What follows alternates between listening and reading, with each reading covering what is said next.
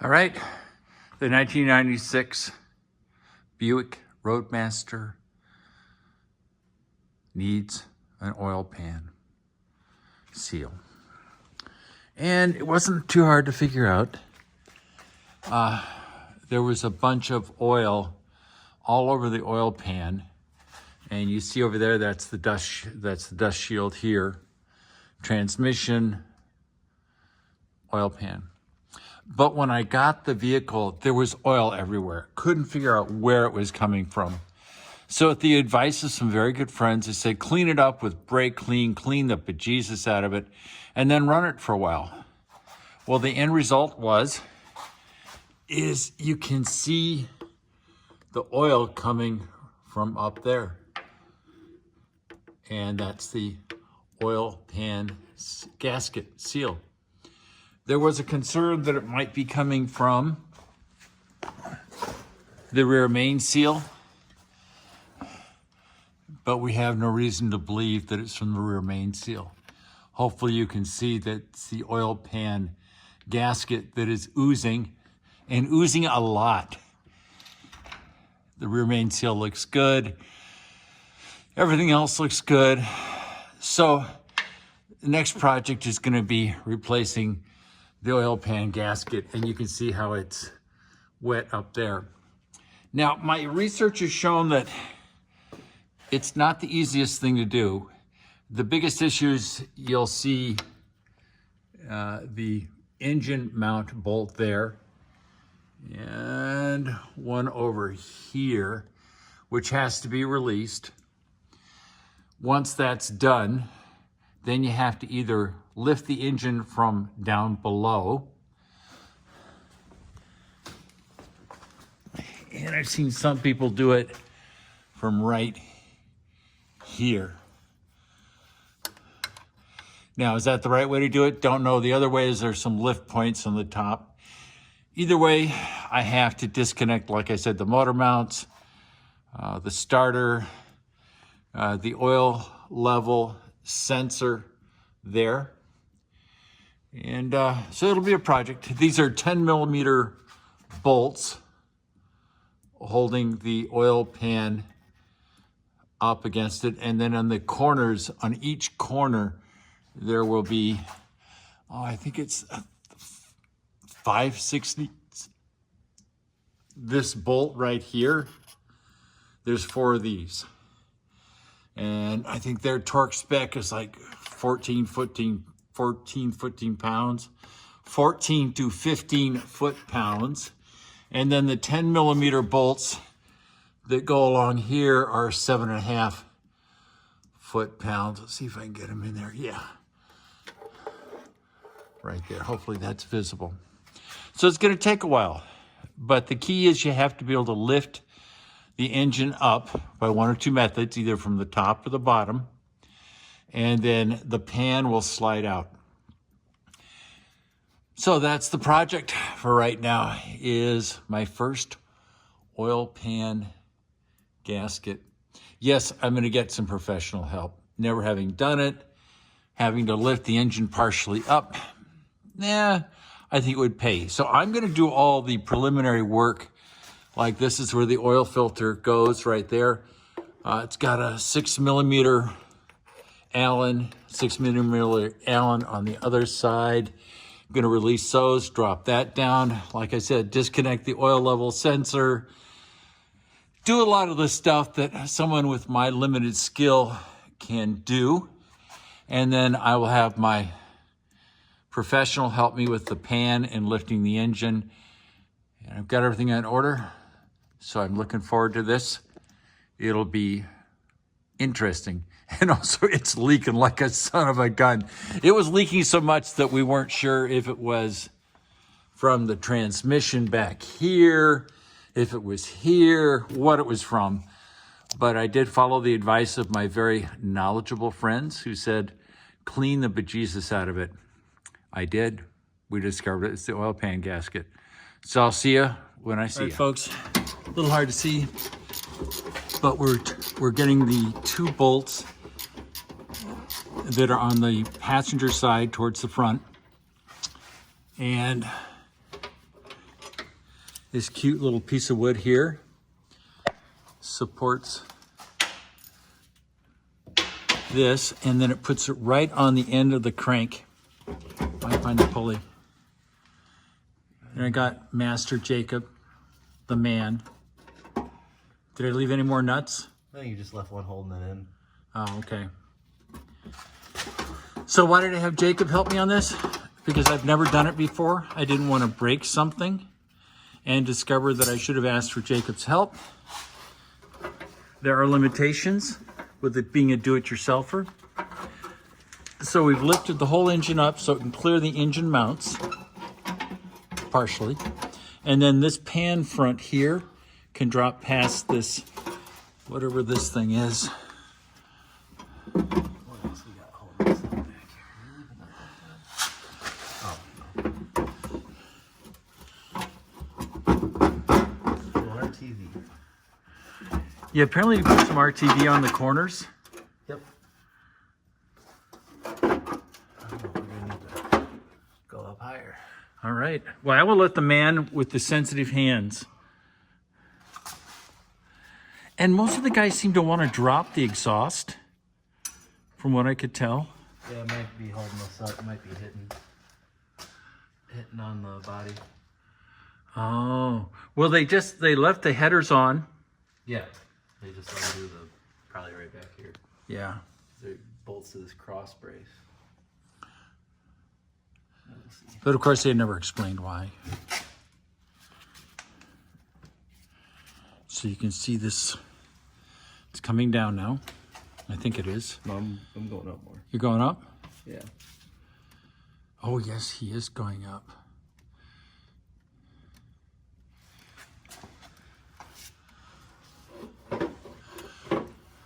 Nope. Still not enough. Not enough. And then let's see, is this interfering with...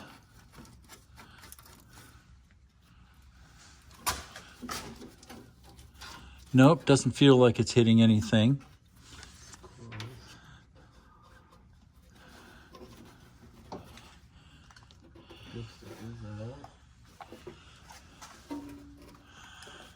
Doesn't need much more. Not much more? Okay. Still might not be the exhaust, but... Oh, I can see it going up.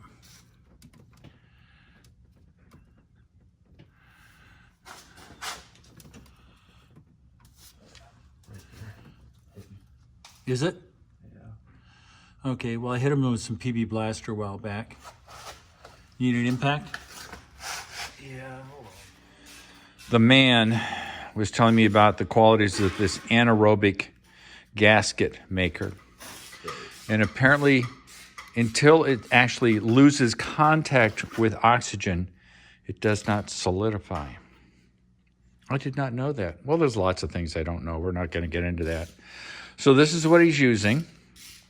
And Jacob, so what's the advantage of using this anaerobic gasket sealer when it's, obviously it doesn't solidify until it's out of oxygen, but you were mentioning something else. I like it on areas, like the small block doesn't have a oil pump gasket. You can buy gaskets if you want. Yeah. But you don't need it. I like it as a piece of insurance, just in case that surface, for whatever reason, isn't as flat as it initially was from the factory. Like you get a new pump, or maybe that cap, who knows, somebody fucked it up in the past.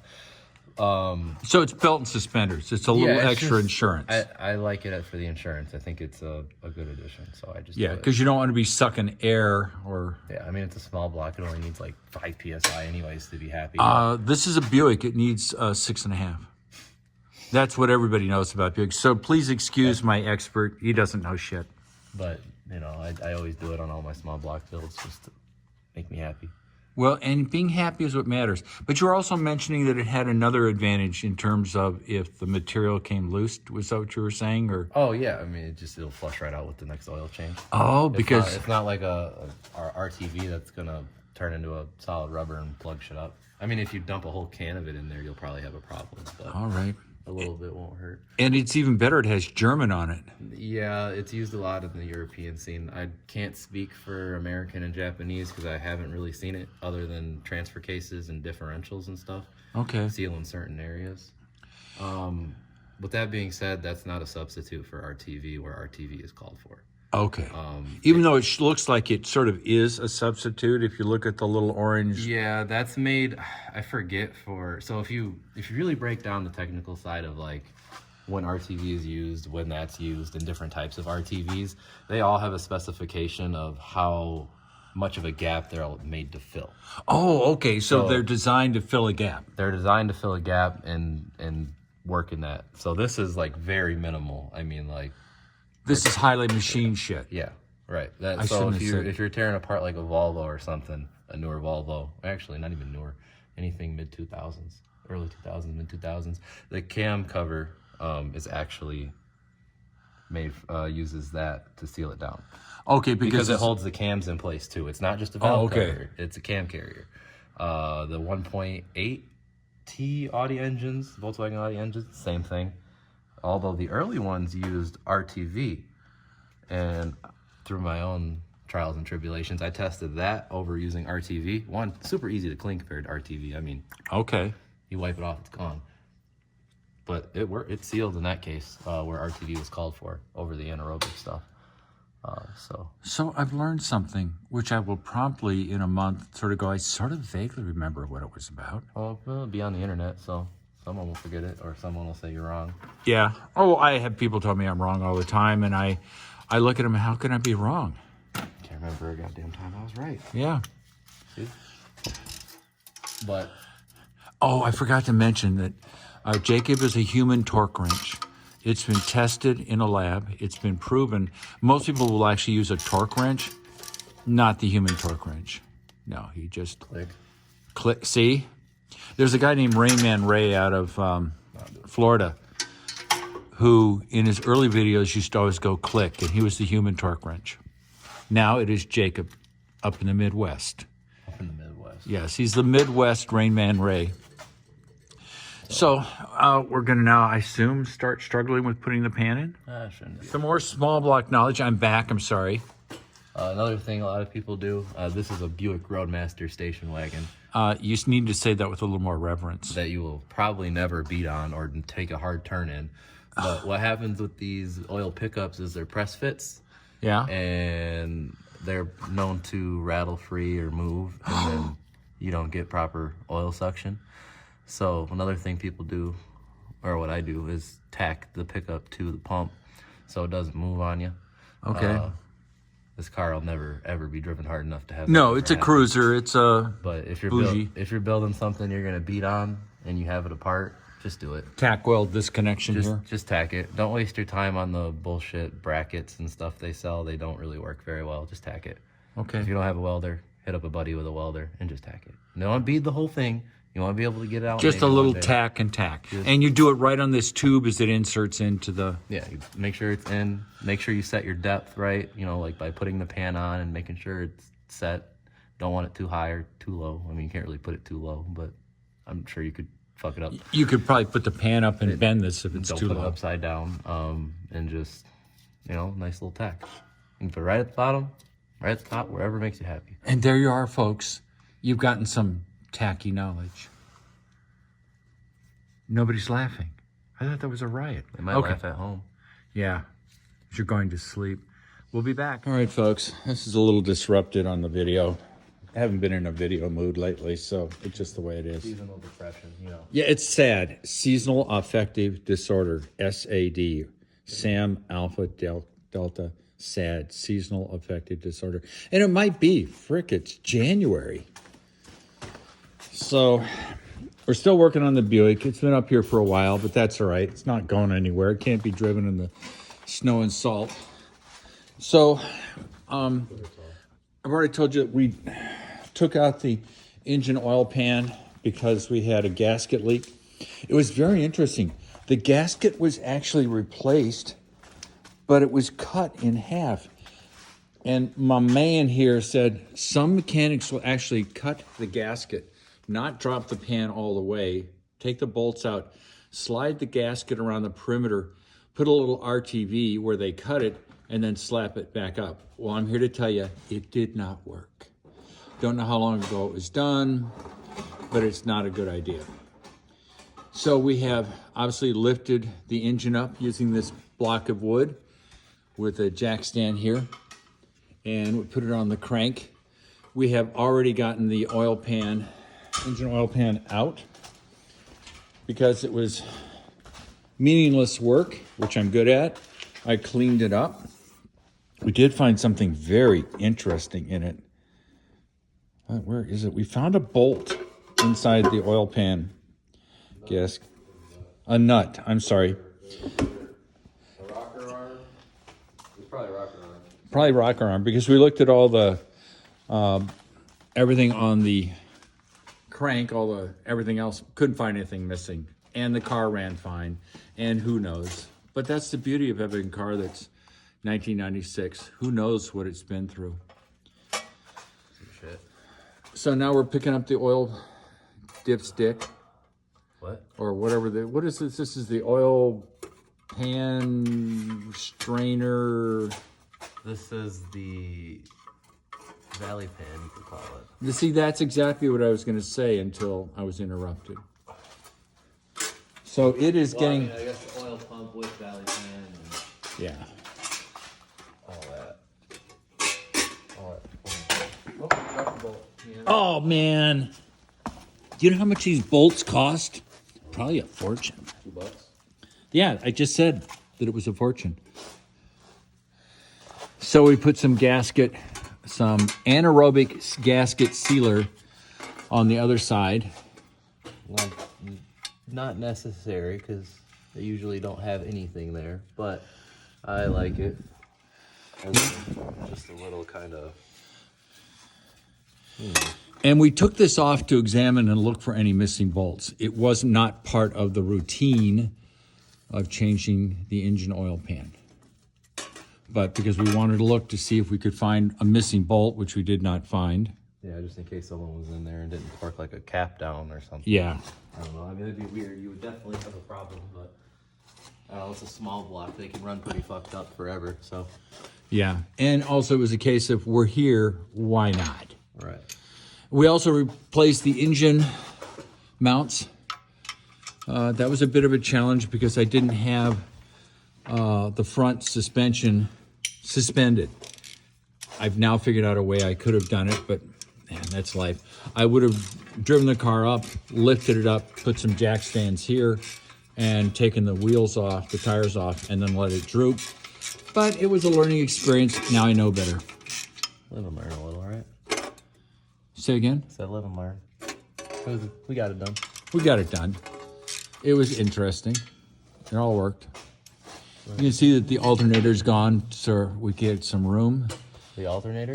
The starter. I'm ruining your video. I'm sorry. No, it's all right. It's more amusing to realize that people do make mistakes, and I don't edit this stuff. I just go, nah. We raw dog it. We just raw dog it. There's no script. There's nothing. I think the biggest issue for me is trying to get enough light up here, because I know when I watch videos, I hate it when I'm going, I can't see anything. Right. And that's just a waste of time. So we'll be back in a second. So I was mentioning that the previous oil pan gasket had actually been cut and then slid around it. The oil pan was not dropped. And you can see where they cut it here and they slopped some RTV there. So this was literally slid on the block. Then the pan never really dropped out. The pan, I assume, was not really well cleaned. I'm just assuming that because it was awkward to get to. Without taking it completely out, you can't really clean the pan, right, or the mating surface of the block. Yeah, so it was Uncle Cletus. It was Uncle Cletus, and I don't have an Uncle Cletus, so I don't mean to offend anybody who does. But that's why this leaked, is because somebody did a sloppy install on the previous engine oil pan gasket. This was torn here because when we just pulled it out. So just a heads up, when I got this vehicle, there was a fair amount of oil on the underside. Couldn't quite figure it out, was because there was oil everywhere. So I took some brake cleaned the whole thing down, drove it around for a while to discover that it was actually the engine oil pan gasket that was leaking, nothing else. So. That was a pre-purchase inspection. Yeah. Well, they did identify the leak, but they didn't identify where it was coming from. And also, as we'll get to later, we're going to do some suspension components, which Jacob identified. I think it took, what, 15 seconds for you to figure out that they were worn out? Yeah. Or maybe 18. But what I learned from that is pre-purchase inspections can be a good idea if you got the right person doing the inspection, which clearly I didn't. But I had a sense, I still was able to negotiate the price down. And it is a nice vehicle, so I gotta be cool about it. Yeah, it's still a good car. It's still a good car. It's typical old Chevy shit, old car shit. It's not. But understand, we're not saying shit in the sense that we dislike it. It's just older engineering. Things that just go bad. They wear out over time. They get over greased or. Yeah. And what do you expect? A car that's almost 30 years old with 80,000 miles. Who knows? It's got a tow hitch. It may have been towed a little bit. It's an old car, but Can I haul a race car to the track with this? Probably hauled a race car to the track with it. Can I? We could. Not my enclosed. We'll do the aluminum trailer. My aluminum trailer on this? Camaro on the back of it. Oh, God, yes. And people will just think it's so cool, especially at Road America. We'll show up in a station wagon towing a Camaro ZL1 with a trailer. Aluminum trailer, of course. All right, we'll be back. This bracket, there's one on each side. They're a little different, so don't get them confused. Goes up here to provide an even pressure on the pan. So that's the idea. It fits up here.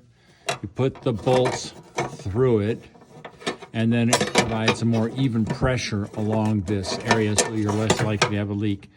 Sorry I forgot that. Stuff happens. So you're just you're putting the RTV on the corners? Yeah. Okay, let's see. Where the mating surfaces meet. Yeah, that's standard on gaskets, right? You always take the mating surface and put some RTV. Yeah. Okay. God, this thing will be good for another 30 years. Oh, yeah. Oh, it's a Chevy. It's a Chevy. Maybe called a Buick, but it's a Chevy. It's a Chevy. All right, that's a dab there. Okay, I can see you're doing the corners. Yep. Yeah. Not too much, just a little bit. Just spread out. Well, you know what they say, a little dab will do you. God, that's an old phrase. Yeah. Yeah, so you can see we did the dab up in front and we did a dab back here. You can see there and there. And then the areas where apparently it mates. And that's a vulnerable spot to leaking. He's just popping it in. So you don't put it on the pan. You pop it in and then slip the pan in. If it wants to collaborate, or whatever, properly. Sometimes you can get them to pop in on the little the front and rear arches of the rear main. Okay. In the front. Yeah, somehow I thought I would mount that on the pan, but this looks like a better approach. This looks like it would get pulled off if I had it on the pan, although we're not done yet. Yeah, as long as it, it'll stay up. It's always worth a shot. Plus you got the RTV up there. I always put a dab. Oh yeah, the little RTV is gonna help it stay up there. That's the plan. What was that? I have no idea what fell. Something really important and expensive.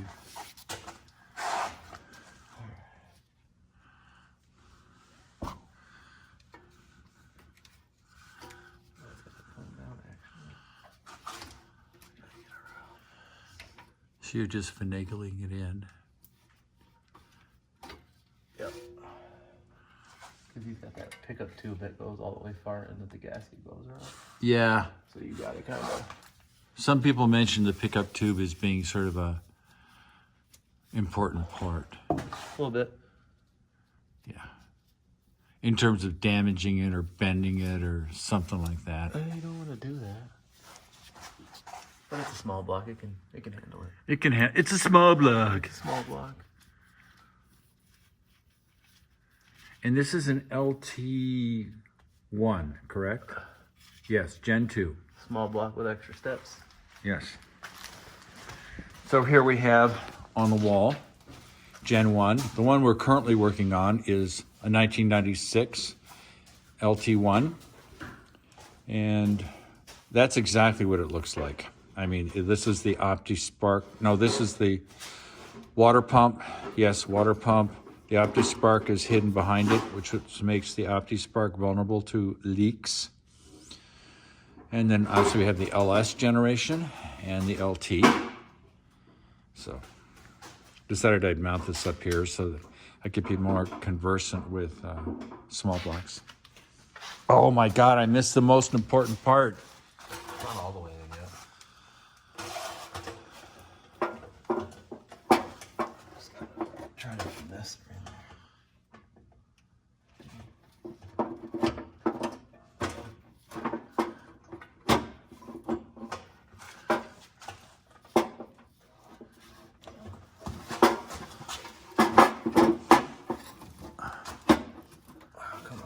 Come on. You can get out of there. Yeah, it looks like you're off by like half an inch, but I'm not going to tell you what to do. No, I am. The rear cover is hitting the flywheel. Okay. Let's see if we got. I think I have a little bit. A little more elevation. Pretty sure it was pretty maxed out. Oh yeah. So obviously you can see we've got this wood block here, which was made by a friend of mine to fit in there so that it wouldn't fall off of this assembly. I've seen some people use 2x4s, which I'm sure work great, but I didn't want to have the assembly slip. All right, now I need some oil pan bolts. All right. Oh yes. Oh, nicely done. And for education purposes, the corner bolts on these pans are 15 foot-pounds, and the ones on the side are 7.5. I think roughly maybe 14 foot-pounds and 7.5 on the side. And that's kind of important if you're not a professional mechanic. You've got to make sure you don't squeeze the crap out of these things. Do you need me to hold anything? Well, I think I got it. He's got it. At this point, I got it. Okay, well, if you want me to put my fingers somewhere, and let's not get weird. You beat me to it. Yeah, I know I did. I thought, well, I'll see if I can do that one for him for free. For free. It's a free. It's like I'm retired, but I just miss it sometimes. I just miss the camaraderie, the closeness.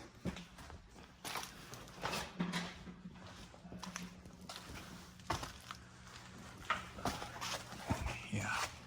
So one of the things I always try to accomplish, at least in a video, is to give enough details so that the person who might be watching this video can go, oh, that's how they did it. Because sometimes when people give examples of the work they're doing, they sort of gloss over some details. So you can see the gasket. You can see the initial bolts placed in. I think these are 10 millimeters. And we've got all the corners RTV'd where there's a transition between the machine surfaces. Life is good. Oh, this is rocking. Now, one of the things we're going to make sure we do is we tighten this stuff while it's still elevated. We're not going to drop the pan down because it's hard enough to get to these bolts anyway. At least that's my impression, having been here taking this pan off. Yes. Oh, a little weather report. I think it's January, is it 9th? Yeah, and thanks to the weather, I'm short-sleeved in Wisconsin with no garage heat on. It's great. It's fabulous. Well, actually, we have the heat is coming out of the floor. It's 58 degrees. The garage has heated. Oh, God, yes. What do you think this is? I'm not used to this kind of... I'm not in your tax bracket, bud. This is new to me. You're damn straight you're not. No, I used to run the garage at like 70, but it's too hot to work. I know that sounds weird. It's too hot. 65 is the breaking point. That's Yeah, the where you perfect start amount. going, I'm uncomfortable. So I let the floor run at a fixed temp of 58 degrees. And then when you have 1 or 2 or 3 people in here working, the heat from their bodies actually causes the space to heat up. And like you said, there's nothing nicer than being in a short sleeve shirt, Yeah. t-shirt, and Human heat is the most efficient heat. Shout out to slave labor. yes, exactly. Now, you took these pan bolts out. If I remember did, right. and I tried to put them all in some sort of organized fashion. Remember where you got that one from? That might have been, I think it was just one of the random ones. It's just random. Yeah, I don't think there was a special. There may have been a bracket here that it somehow, there was a bracket somewhere over here that somehow connect. That's what it Yep. was. Yes, there's a bracket that actually uses that to hook onto. That's what I thought. That's what you're looking for. So where is that bracket?